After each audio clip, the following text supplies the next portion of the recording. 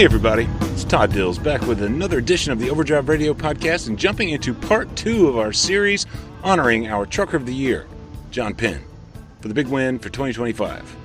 In this edition, much more detail about his approach to maintenance, his close attention to customers, and keys to prevention when it comes to the emissions system in his 2019 Freightliner Cascadia. No deleted emissions there. He's running with all the sensors and the diesel particulate filter, the diesel exhaust fluid dosing, and all the rest, and hitting big fuel efficiency numbers we detailed in the last episode featuring him.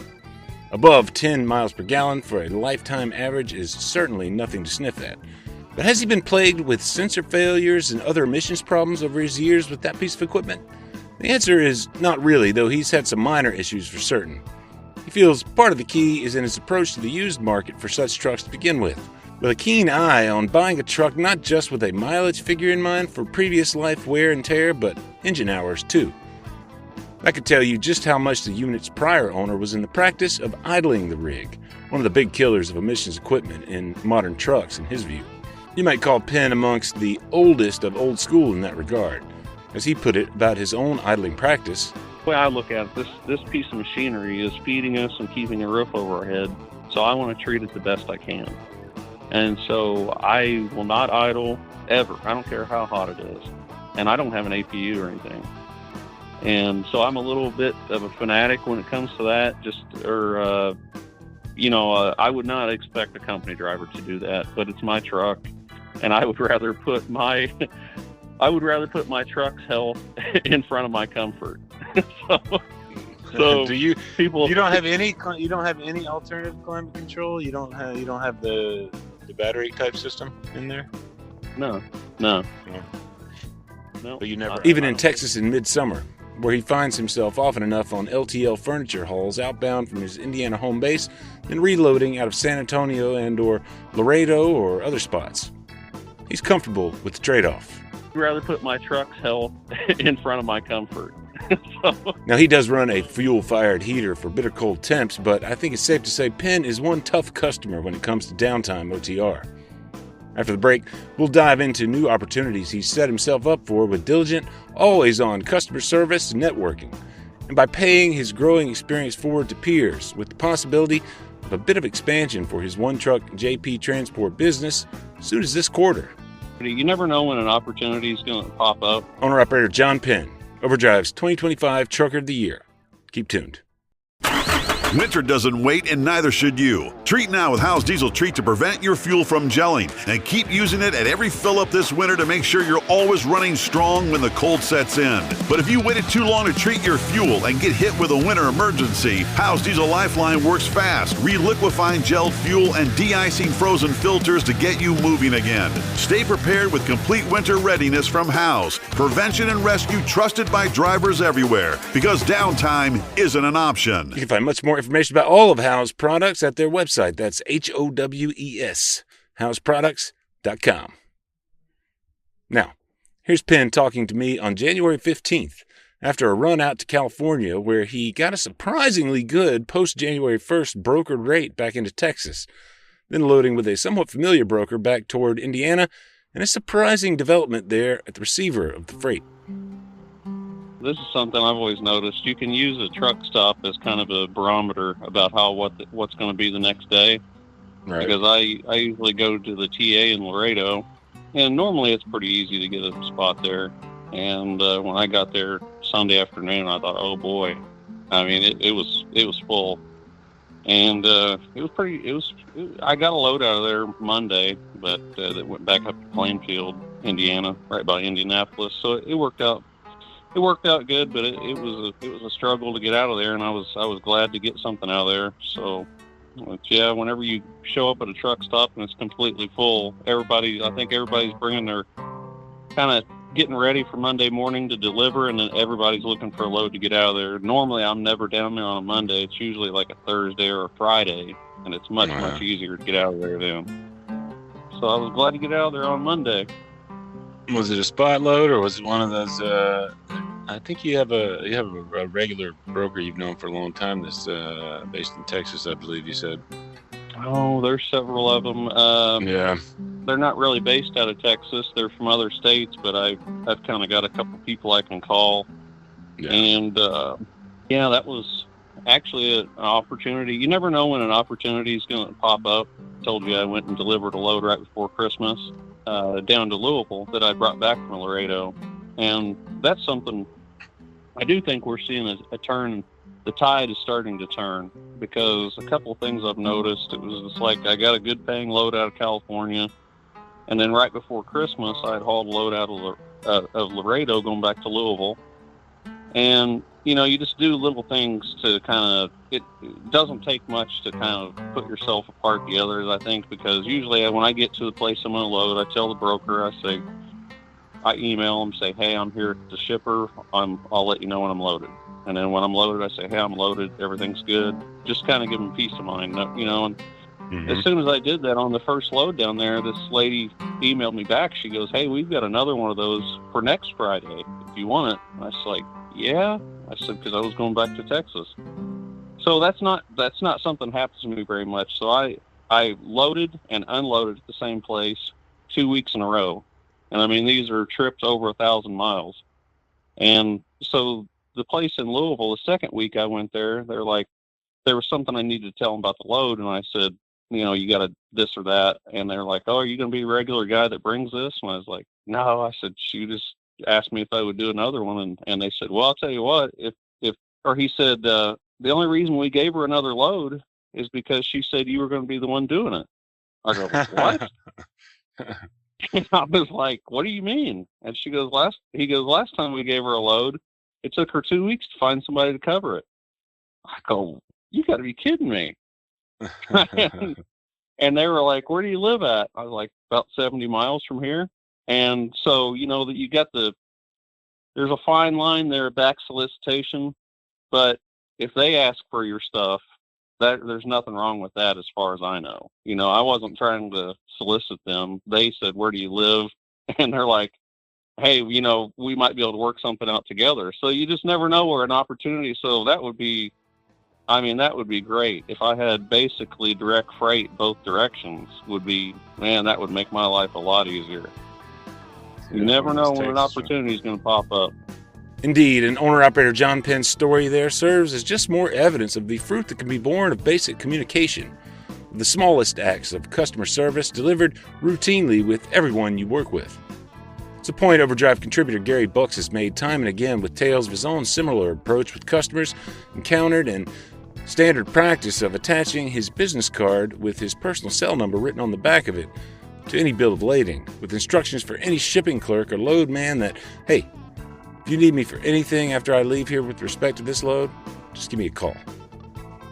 The more you do it, the better the chance you'll be remembered next time around, or, as in Penn's case here, next time that shipper needs you, in particular, in a run, whether back through a broker or direct. The year 2026 is shaping up well for owner-operator Penn, with his trip upcoming to the Mid-America Trucking Show with us, and has recently begun involvement in Freightliner's Team Run Smart effort, putting him behind the wheel of a new-to-him Freightliner Cascadia in spring, and potential for additions to his operation. That's right, you might recall Arizona-headquartered owner-operator Kevin O'Sullivan from our last talk with the Trucker of the Year. But having people like John that are willing to take the time to go on YouTube or even get on the phone with you and chat with you, it means an awful lot, especially today, because so many people today are, kind of like the art of conversation is gone. Owner-operator O'Sullivan's learned an awful lot from Penn, he said. As he settled in, leased to Schneider National with a Freightliner Cascadia, he in some ways chose to mimic the spec of Penn's likewise used-bought unit, looking to increase fuel mileage as much as possible. O'Sullivan and Penn have batted around the idea of joining forces under Penn's JP Transport Authority to take advantage of available regular LTL furniture runs through Penn's close relationship with the Rankins & Sons brokerage around Orleans, Indiana. Could be as soon as the end of the first quarter, just after Penn's run with us at Mid-America, as O'Sullivan put it. So probably around like that March for like time for Matson. Around that time we're going to go up and I'm going to go up there and we're going to have a good old chat. And I'm pretty sure I'll be JP Penn or JP Transport will be on this side of the truck, I think, come the end of the first quarter there. It's going to be good because I'm going to get my own trailer. I don't have to get my own trailer because he has another one, but I always wanted to have my own, just my own truck trailer. Everything tied together so I could really work in on the, getting all the Euro stuff put on the truck and the trailer then, and get the complete package. So I get a trailer there now. Shortly have my eye on a few of them here in the Phoenix area, and we're going to start on and start hauling that stuff back west here. Well, that's what, unless something really changes, that's what I am going to bring on my first lease operator, Kevin. And it's actually, I met him off of YouTube. He wanted to buy a truck, and he watched my videos, and he ended up sending me an email one day and said, "Hey, this is my email. Here's my phone number if you ever want to talk." And we started talking. I was like, this guy is like, and he's from Ireland. Castleton Bear is the place he's from in County Cork originally, but he's 49. Is he 40? Yeah, he's 49. And so he's been here for 30 years. We started talking. I was like, this guy, even though he's from another country, I was like, this guy is like my twin. I mean, everything we think a lot alike about as far as professionalism. Being a professional as a driver, I mean, if people want to be treated like a professional, you should dress like one and you should act like one. And he agrees the whole thing. And I've never really even thought about bringing a guy on. People have asked me, "Hey, why don't you bring on a driver?" I was like, no, I like doing my own thing. If I say something's going to be done, it'll be done. I don't care if I'm bleeding out of my eyes. I would deliver that load. And I can't, I've got everything invested in this. So I know a guy that's working for me doesn't have the same passion for taking care of a customer like I would. But anyway, this Kevin, I really think he's going to work out great. And the other thing too, we're both financially in a good place where, we don't have a hard start date. I just told him, I said, whenever you get whatever figured out with, they've moved across the country and all this stuff. I said, once you get stuff figured out, then we'll do it. Then we'll sit down and really talk about it and get everything squared away and just do it the right way. And so I guess that's the biggest thing is bringing him on. And that's going to be a giant change for me because it's only been me all these years. I don't know. I just go by gut feelings, and I just have a gut feeling that 2026 is just going to be a great year in trucking. I don't know why I feel that way. I just feel that way. I don't know why. Well, you've seen some signs just in your recent trips out to West Coast and Texas and stuff, yeah. Oh, sure, yeah, and it's just the end of the year, and just these little things that have been happening. I never have a broker when I've got over 1,000-mile trip ahead of me, and they say, "Hey, you want another one of these for the next week?" And then, like running into the receiver there and, "Hey, we could really, I think we could work something out." And you just don't hear that stuff. And so usually in Southern California on January 1st, the bottom falls out of the rates. It just does. It does it every year. And usually the fourth quarter is the best because that's when everything is coming from all the ports out there. It's coming all back east for Thanksgiving and Christmas, and then I think the wells dry by the time January 1st comes along. But yeah, I got a great rate leaving Southern California going to Texas. I don't know. I just feel like there's electricity in the air, and things are just. We've kind of had a dud the last couple of years. That's the odd thing though. Not that the rates have been great, but it's not been bad. I really think I think a lot of people don't track their numbers at all, and it's just a feeling they have. Because just even me with my own truck, there's months where I think, I just feel like this wasn't a very good month. And then I'll go and put it all in my profit gauges. I was like, wow, it was a pretty good month. And I mean, you just, until you look at it on paper and figure everything up by cost per mile, you really don't know. Even just having one truck. So if you have multiple trucks, there's no way you could understand what's going on without punching it in and looking at your numbers.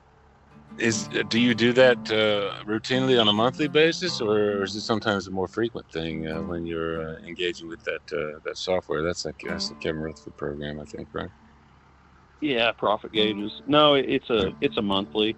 So Okay. basically, on the first day of, say, let's say November 1st comes along, I'm going to do my books for October, because everything's based on a cost per mile basis. So you need to know your beginning mileage and your ending mileage.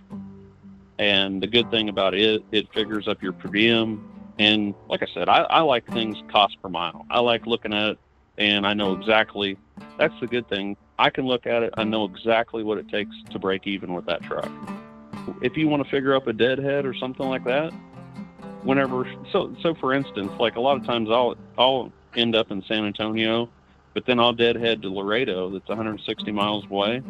Well, I know what my cost per mile is, so all I got to do is put that in my calculation, and it makes sense for me to go down there. And if you didn't know that, I think I told that on another one. I heard this on a beef management thing. They said you can't manage what you can't measure. So if you don't even know what your break-even cost is, how can you make an educated decision whether a deadhead here or not? You don't think about your salary as a cost, right? You're thinking about it. Whatever you're making in the is coming back to the family is the business profit, right? I know some people break everything down. They get like a maintenance bank account. They've got something for their license or their license plates and all this. What we do is we have a business account and a personal account. Everything goes in the business, and then a certain amount of money is transferred on Friday to our personal account, and then everything else stays in the trucking company. Now, I'm not an LLC. I'm just a sole proprietor. So basically, you can do anything with your money. Kind of like that's just a way to discipline a little bit. Mm-hmm. Even though you've got the access to all that money. I think that's where a lot of guys, and that's things that, like working for Scott Doherty. Scott Doherty was among early career business mentors for Penn in and around Indiana there. You pick up through these things over the years. It is a disciplined thing. Of a lot of times you'll have a large amount of money in a bank account, but then that's your safety net. So you can't, I guess you could, but you don't want to spend it. But I saw guys, they'd go out and buy a bass boat or this and that, and then the engine go. Okay, that's the end of your trucking career if you don't have if you don't have a bank that'll back you. And I really feel that way about taxes also. See, today's January 15th, so fourth quarter taxes are due today. If you're paying them quarterly, and that's what I really think people should be paying them quarterly. Because here's you're paying penalties, right? You're paying penalties. Plus, this is what I always fear of something happening, was you kind of stay on top of it that way. And I know some people say, well, I'll just pay them at tax time. Well, what if on January 1st of, like, right now, what if your engine goes, and then all the money you were planning on paying taxes with goes to that? And then you can easily get behind, because on April 15th, not only are the year prior taxes due, that's also your first quarter's due. So I mean, you can get behind quickly. So definitely, I would pay. I've done it both ways, and like you said, they will penalize you. Plus, it's just you stay on top of it, and that's what I've tried. That's the things where I've gotten better and better over the years. It's like my insurance. I like to pay just in a lump sum, and then I don't have to worry about it for a whole year. And that was always just something I wanted to do, because I don't want to worry about making the payment every month. No. And that's just personal preference. But that was something I wanted to do, and you can know roughly what it's going to be, so you can prepare for that over the course of the year. But yeah, that's something it changes, right? Yeah. Oh, I had been going up, I bet. my biggest expenses are in the fall, and so I've got my plates, my insurance, what else? Your electronic log. It seemed like everything is set up in the fall for me, so that's when a lot of money comes out. And yeah, my insurance went up $2,500 this year for no rhyme or reason. Same equipment, no accidents, no freight claims, but it went up $2,500 for no explained reason.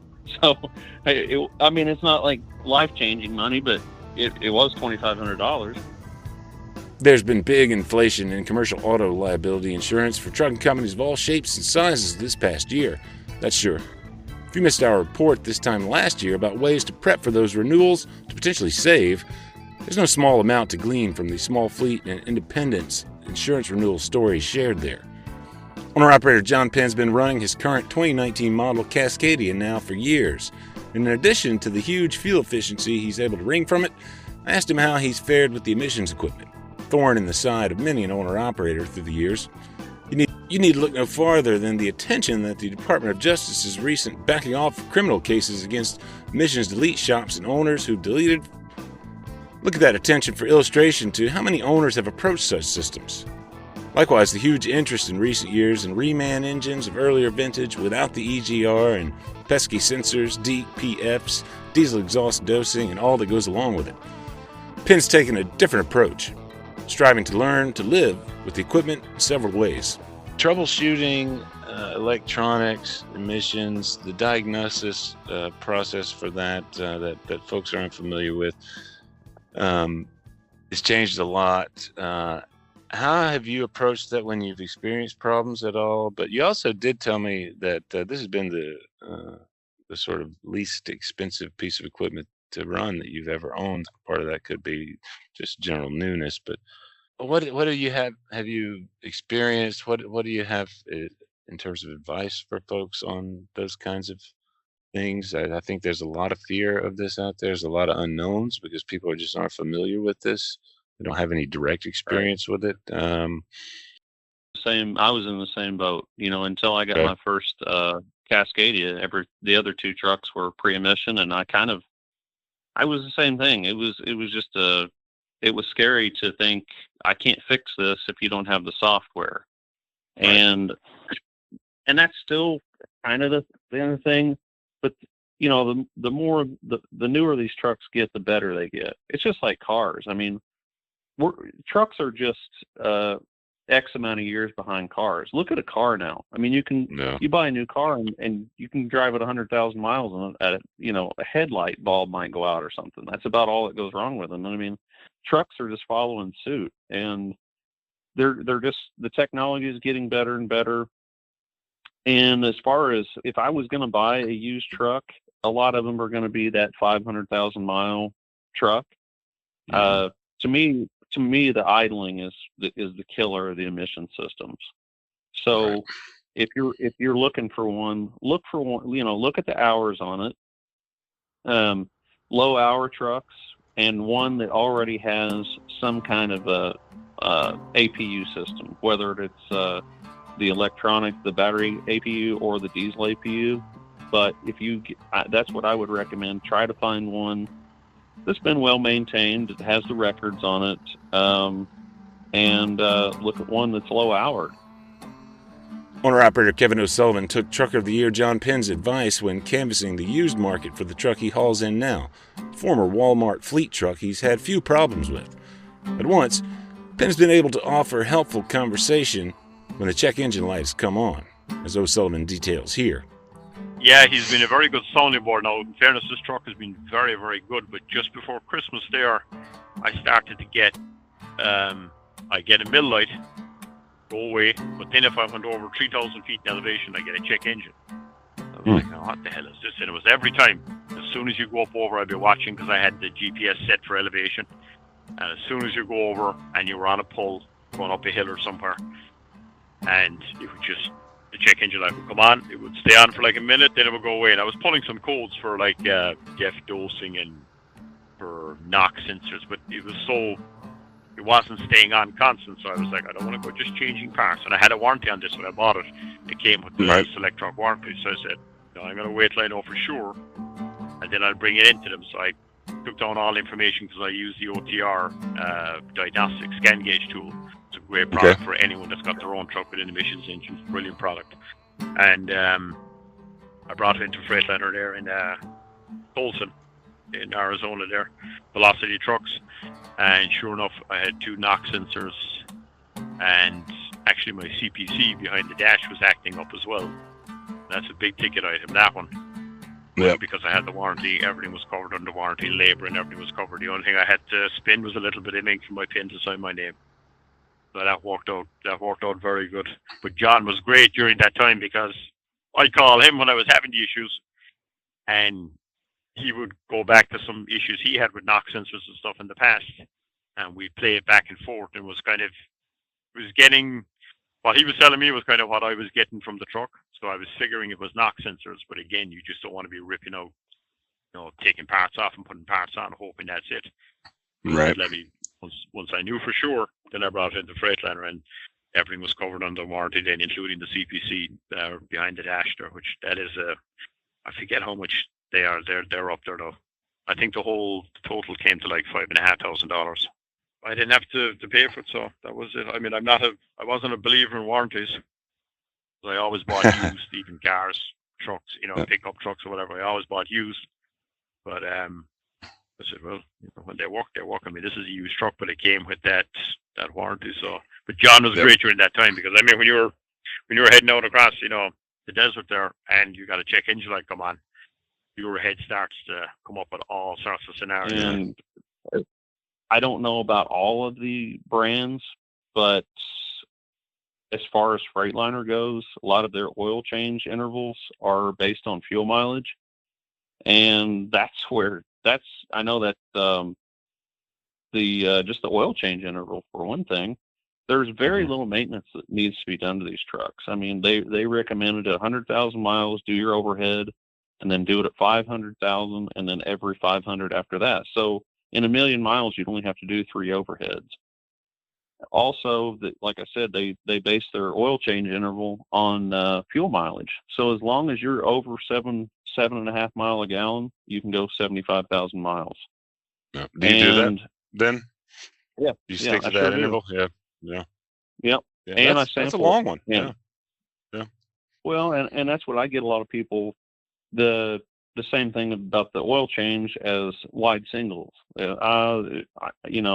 don't trust them. I've got well over 1,000,000 miles on wide singles now from just tanker work and my own.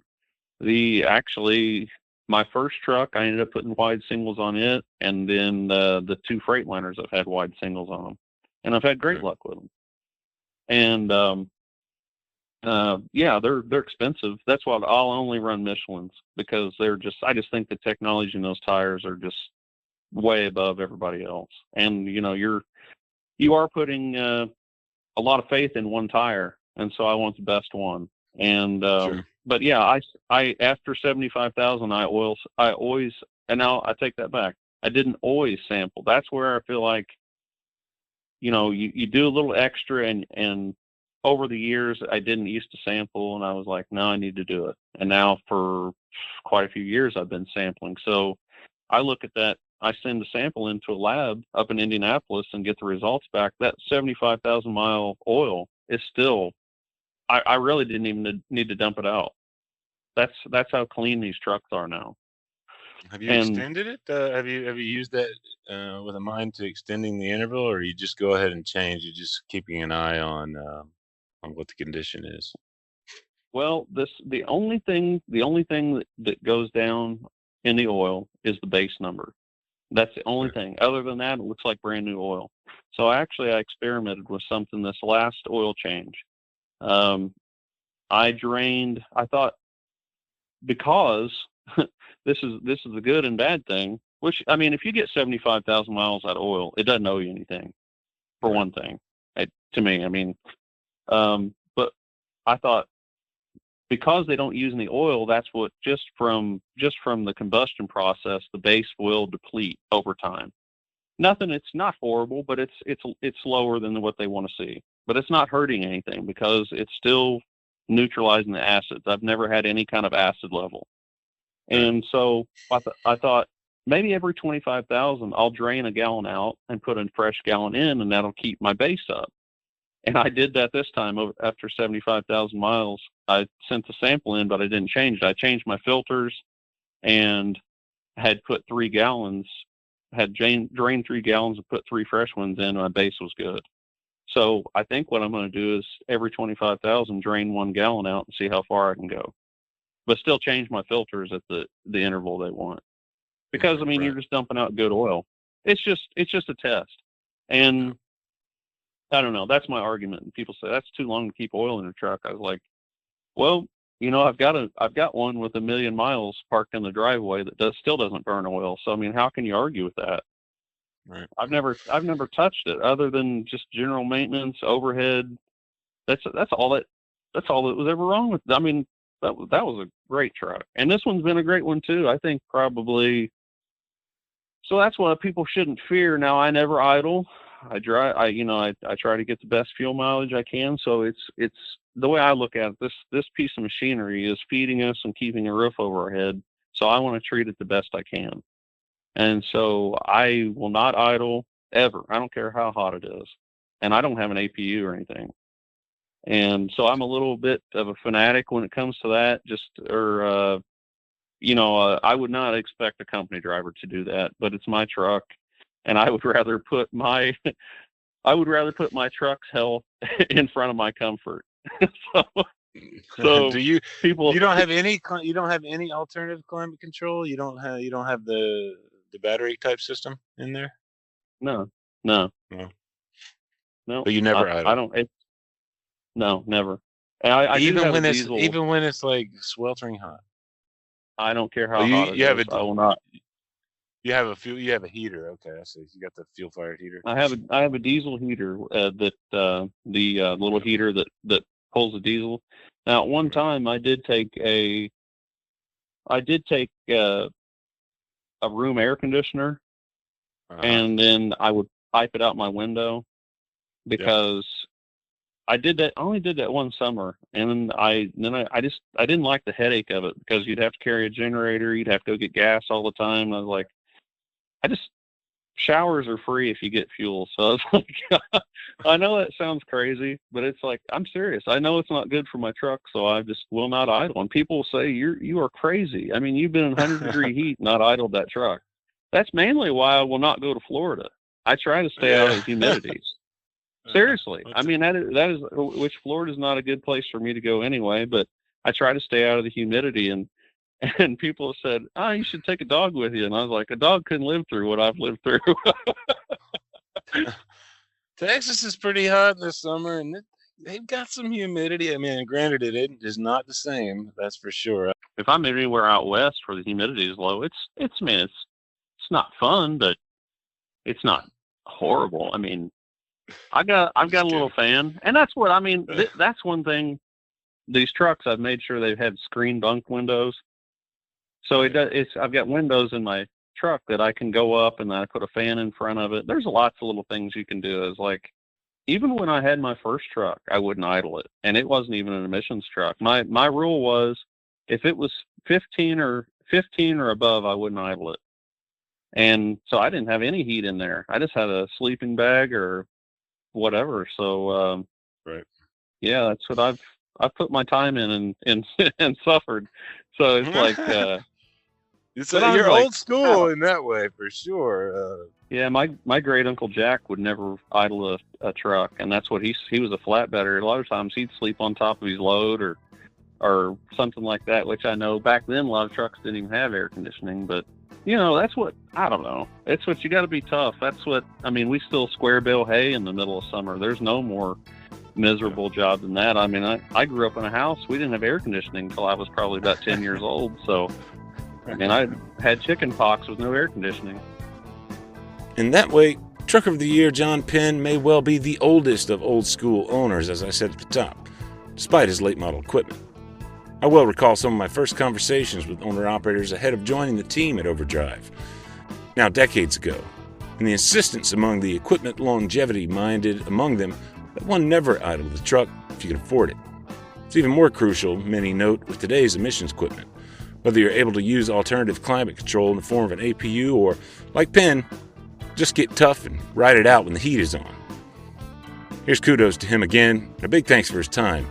We're looking forward to seeing him and many of you out at the big show in Louisville, Kentucky, Mid-America Trucking Show, next month, where we'll present Penn with awards for full Trucker of the Year bragging rights for the rest of this year. Look for us there and keep an eye on overdriveonline.com for news of ways you can meet Penn in person, and maybe, just maybe, Kevin O'Sullivan too, according to the Arizona-based owner-operator who may well mark the first bit of expansion beyond just one truck for Penn's JP Transport. Finally, you can get in the running for Overdrive's 2026 Trucker of the Year award via overdriveonline.com/top trucker.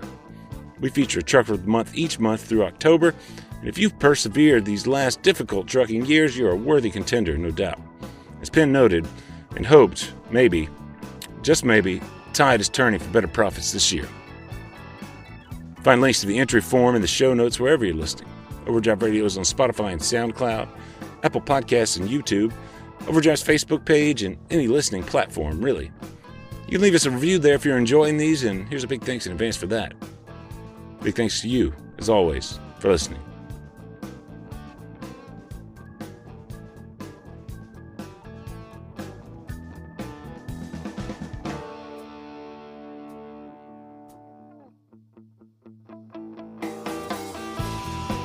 Overdrive Radio is a production of Overdrive, the voice of the American trucker.